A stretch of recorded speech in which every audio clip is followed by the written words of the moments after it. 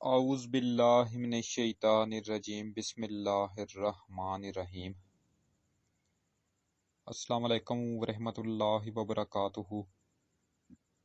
پیارے دوستو، میں ہوں آپ کا میزبان رانا شہزاد علی، آپ کو اپنے اس یوٹیوب چینل پر آج ایک بار پھر سے خوش آمدید کہتا ہوں، اور یہ امید کرتا ہوں کہ آپ سب لوگ بھی خیریت سے ہوں گے۔ ناظرین، آج کی اس ویڈیو میں ہم بات کریں گے کہ ناپاکی کی حالت میں روزہ رکھنا یا سحری کرنا کیسا ہے۔ یعنی ایک ایسا شخص جس کے اوپر غسل فرض تھا، اس نے ناپاکی کی حالت میں اٹھ کر سحری کر کے روزہ رکھ لیا، تو اب اس کا روزہ ہوگا یا نہیں ہوگا؟ یہ ایک اہم سوال ہے۔ تو ناظرین، ایک تو وہ ناپاکی ہوتی ہے جو عورتوں کو حیض و نفاس کی وجہ سے ہوتی ہے۔ اس ناپاکی کی حالت میں تو عورتوں کو روزہ رکھنا ہی حرام ہے۔ اگر وہ روزہ رکھیں گی تو ان کا روزہ ہی نہیں ہوگا۔ تو عورتوں کو روزہ رکھنا ہی اس وقت جائز ہوتا ہے جب وہ نارمل حالت میں ہوں۔ تو حیض و نفاس والی پاکی کا تو معاملہ ہی الگ ہے۔ ناظرین، دوسری ناپاکی وہ ہوتی ہے، مثال کے طور پر اگر کوئی شخص رات کو سویا اور اسے سوتے ہوئے احتلام ہو گیا، یا پھر اس نے رات کے وقت اپنی بیوی کے ساتھ ہم بستری کر لی، تو اس صورت میں اس پر غسل فرض تھا، لیکن اس نے صبح اٹھ کر بغیر غسل کیے ہی روزہ رکھ لیا، تو ایسی صورت میں کیا ایسے شخص کا روزہ ہوگا یا نہیں ہوگا؟ تو ناظرین، اس صورت میں ایسے شخص کا روزہ ہر حال میں ہوگا، اس کے روزے میں کوئی فرق نہیں پڑے گا۔ بخاری و مسلم میں بھی یہ حدیث موجود ہے، اور علماء کرام بھی اس بارے میں واضح طور پر یہ کہتے ہیں کہ ایسی صورت میں روزہ ہو جائے گا۔ اگر کوئی شخص ناپاکی کی حالت میں ہے اور اس پر غسل واجب ہے، تو پہلا اصول تو یہ ہے کہ اس کو چاہیے کہ وہ غسل کرے اور اس کے بعد سحری کھا کر روزہ رکھے۔ لیکن اگر سحری کا وقت کم رہ گیا ہے اور ایسا شخص جس پر غسل واجب ہے، تو ایسے شخص کو یہ محسوس ہو رہا ہے کہ غسل کر کے روزہ رکھنے میں سحری کا وقت جو ہے وہ ختم ہو جائے گا، تو ایسے شخص کے لیے یہ حکم واضح طور پر موجود ہے کہ وہ بنا غسل کیے سحری کھا کر روزہ رکھ سکتا ہے، اور پھر روزہ رکھنے کے بعد غسل کرے اور غسل کرنے کے بعد نماز فجر کے لیے نکلے۔ تو ناظرین، یہ والا مسئلہ بھی کلیئر ہو گیا۔ اب تیسرا مسئلہ کون سا ہے؟ اگر کوئی ایسا شخص جس پر غسل واجب تھا لیکن اس نے بغیر غسل کیے روزہ رکھا اور پھر ناپاکی کی حالت میں سارا دن اس نے گزار دیا، تو کیا اب اس کا روزہ ہوگا یا نہیں؟ تو ناظرین، ایسے شخص کے بارے میں علماء کرام یہ فرماتے ہیں کہ اس کا روزہ مکروہ ہو جائے گا، یعنی روزے کی فضیلت اور جو ثواب اس کو ملنا تھا وہ اس سے محروم ہو جائے گا۔ روزے کی حالت میں گناہ کا کام کرنے سے روزہ مکروہ ہو جاتا ہے، اور ایسا شخص جس نے ناپاکی کی حالت میں سارا دن گزار دیا، تو ناپاکی کی حالت میں اس نے سارا دن نمازیں تو چھوڑ دی ہیں، اور نماز کا چھوڑنا گناہ کبیرہ ہے، اس طرح وہ شخص روزے کے حقیقی ثواب سے محروم ہو گیا۔ تو ناظرین، یہ والا مسئلہ بھی کلیئر ہو گیا۔ اب بات کرتے ہیں کہ ہم بستری کے لیے زیادہ فضیلت والا وقت کون سا ہے۔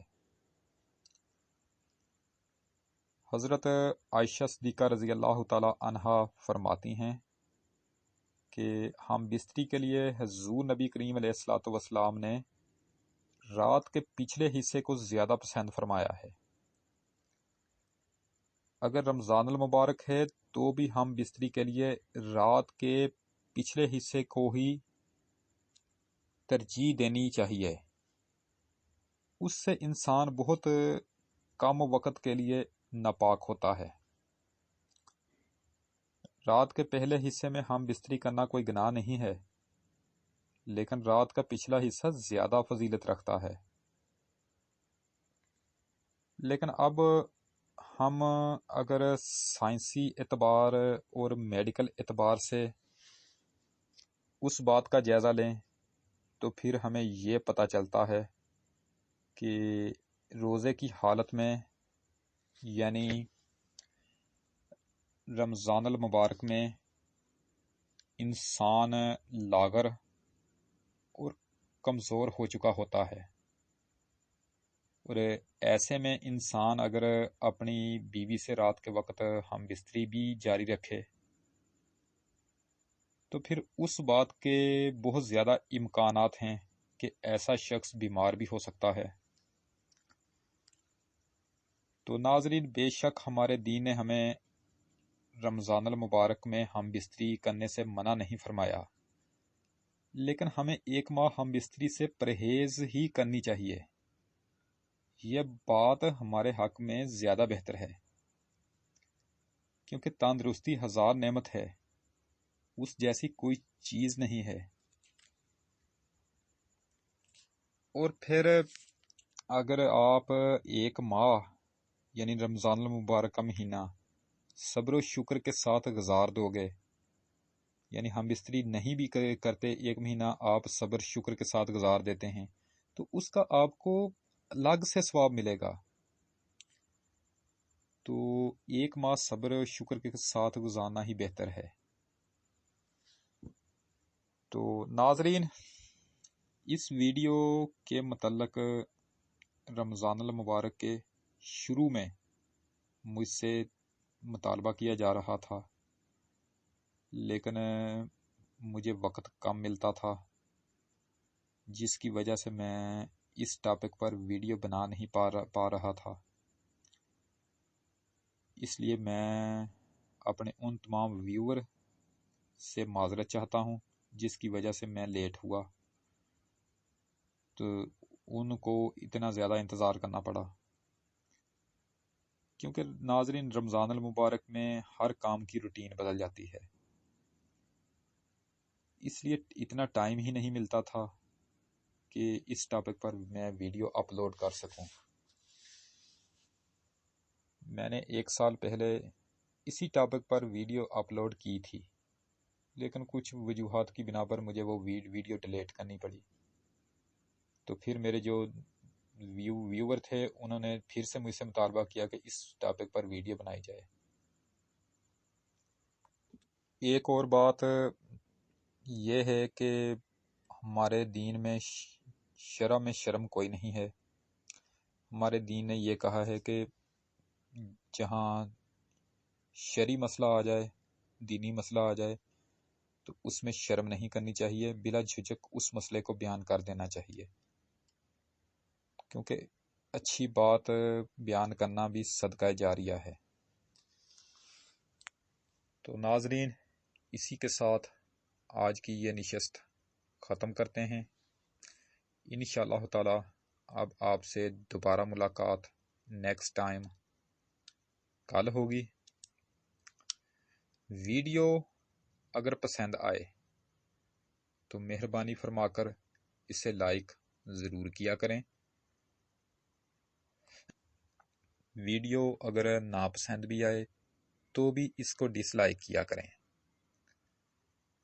اگر ہو سکے تو میری اسی ویڈیو کو آپ اپنے دوستوں کو آگے فیس بک، واٹس ایپ، انسٹاگرام اور ٹویٹر پر لازمی شیئر کر دیں۔ آپ کی بہت زیادہ مہربانی ہوگی۔ میری جو ویڈیو زراعت اور صحت پر ہو، مہربانی فرما کر آپ اسے شروع سے لے کر آخر تک دیکھا کریں، کیونکہ اس طرح کی جو موویز ہوتی ہیں ان میں آپ کے فائدے کے لیے ہی باتیں بیان کی جاتی ہیں۔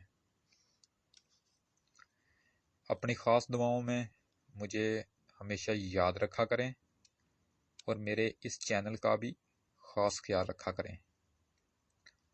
اگر آپ مجھ سے کسی ٹاپک پر ویڈیو بنوانا چاہتے ہیں یا پھر آپ مجھے اپنے کسی قیمتی مشورے سے نوازنا چاہتے ہیں تو اس کے لیے آپ ویڈیو کے نیچے بنے ہوئے کمنٹ سیکشن میں اپنا قیمتی کمنٹ ایڈ کر کے مجھے آگاہ کر سکتے ہیں، یا پھر اس کے علاوہ آپ مجھے جی میل پر میل میسج بھی کر سکتے ہیں۔ تو انشاءاللہ تعالی اب آپ سے دوبارہ ملاقات نیکسٹ ٹائم ایک نئی ویڈیو میں ہوگی۔ اس وقت تک کے لیے میں آپ سے اجازت چاہتا ہوں۔ ویڈیو کو لائک کریں، چینل کو سبسکرائب کریں اور بیل آئیکن پر ضرور کلک کریں۔ اللہ نگہبان۔ خدا حافظ۔ رب رکھا۔